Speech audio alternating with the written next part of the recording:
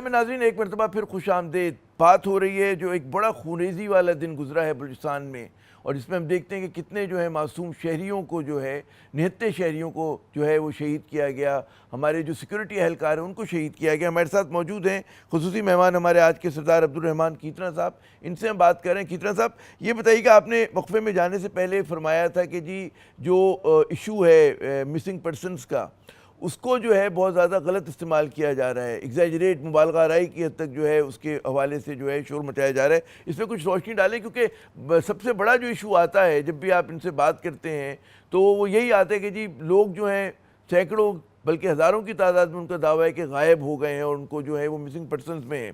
گو کہ ریاست یہ بھی کہتی ہے کہ جی بہت سارے لوگ جو ہیں, جیسے ایران میں جب حملہ کیا گیا تھا تو وہاں پر وہ لوگ ہلاک ہوئے تھے, یا بہت سارے لوگ جیسا آپ فرما رہے ہیں کہ وہ خود چھپے ہوئے ہوتے ہیں, خود زیر زمین ہوتے ہیں, اور وہ ان پہ الزام لگایا جاتا ہے ریاست پہ کہ جی ریاست نے ان کو اٹھا لیا یا ان کے اوپر تشدد کیا. جی یہی تو میرا رونا ہے جناب, کہ یہ کہتے ہیں ہزاروں میں لاپتہ, اور ایک پرسپشن انہوں نے بنا لی ہے, پہلے ماما قدیر, پھر ابھی مارنگ, دوسرا سارے لاپتہ افراد کے جو ہے نا والی وارث بن گئے.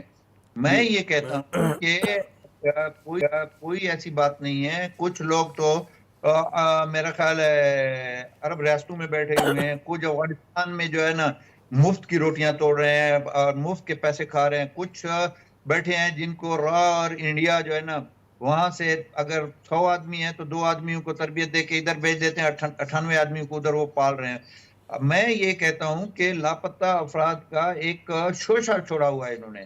لاپتہ افراد کا پھر دیکھیں, بات یہ ہے اوکے ہم مان لیتے ہیں ہزاروں نہیں لاکھوں کروڑوں لاپتہ ہیں, لیکن لاپتہ افراد کو بازیاب کرانے کے لیے کیا ایک جو سارا دن کدال چلاتا ہے یا ٹوکری اٹھاتا ہے یا گارے مٹی کا کام کرتا ہے یا سیمنٹ کا کام کرتا ہے, ایک مزدور ہے, اس کو مار کے آپ لاپتہ افراد کو برآمد کر رہے ہیں؟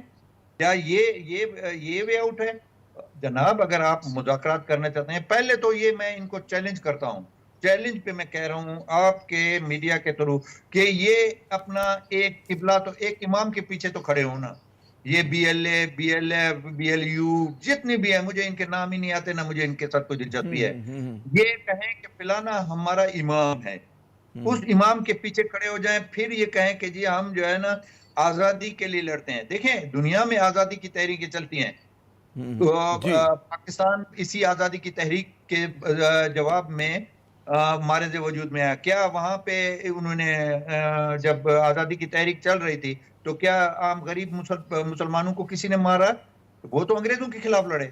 وہ تو آپ نے درست نشاندہی کی. واقعی کے جو نہتے ہوتے ہیں, جو شہری ہوتے ہیں, ان کو تو مطلب ہے کہ حالت جنگ میں بھی دشمن بھی جو ہے ان کے اوپر جان بوجھ کے نشانہ نہیں بنایا جاتا, جو اچھی جنگ کی روایتیں. لیکن اب ہم دیکھتے ہیں کہ غزہ میں اسرائیلی جو ہیں وہ کر رہے ہیں, کس طرح کا عمل کر رہے ہیں, اور جو کہ بہت ہی کہتے ہیں نا قابل مذمت ہے. لیکن آپ نے بہت ایک اہم بات کی کہ جی بھارت کا عمل دخل اور بھارت سے رشتے ناتے دہشت گردوں کے.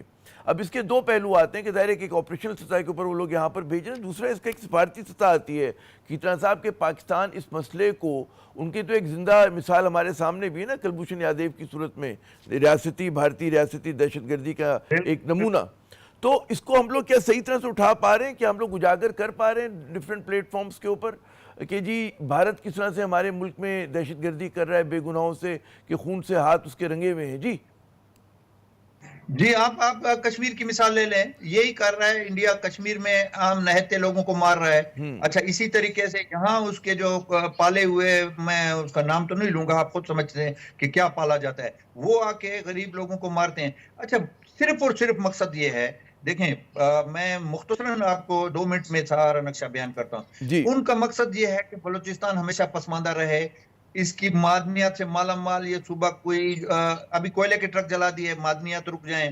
اسی طریقے سے اگر روڈیں بن رہی ہیں, اور خاص کر سی پیک کی بات کرتے ہیں, وہ چاہتے ہیں کہ چائنیز کو نشانہ بناؤ اور یہ چیزیں کر کے کہ جو فورن انویسٹر آئے ہوئے ہیں, ریکوٹیک میں ہیں, آپ کے سیندک میں ہیں, یا اس وقت سی پیک کا, اس وقت پاکستان کا سب سے بڑا ہوائی اڈا جو آپ کا بن رہا ہے, وہ بلوچستان کا عام آدمی غریب غریب آدمی ترقی کر جائے گا، اس کو روزگار کے مواقع ملیں گے اور ذرائع آمد و رفت ملے گا، سی پیک سے وہ فائدہ اٹھائے گا، انڈسٹریز لگے گی.